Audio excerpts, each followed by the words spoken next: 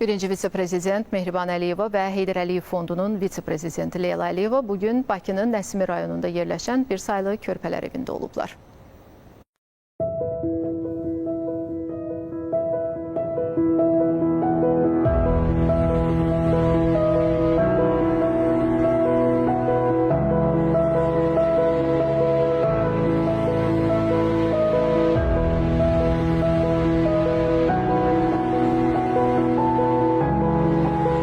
Bir nömrəli körpələr evində hazırda 3 yaşa dək 63 uşaq var.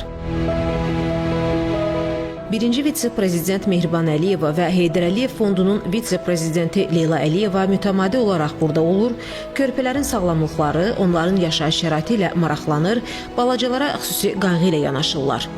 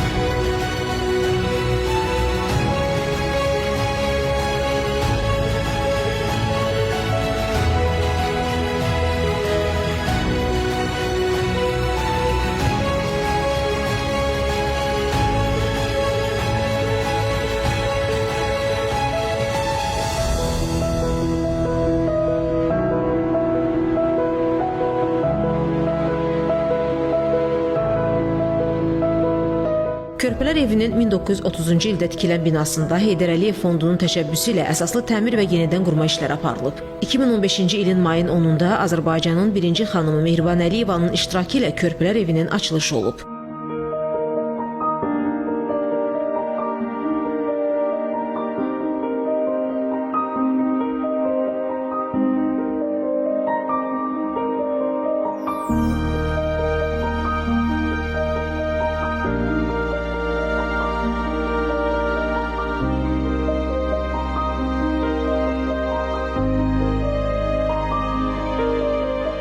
Daim nəcib təşəbbüsləri ilə seçilən Heydər Əliyev Fondu valideyn himayəsindən məhrum olan uşaqların fiziki və mənəvi cəhətdən sağlam yetişməsinə, onların savadlı olmasına xüsusi diqqətlə yanaşır.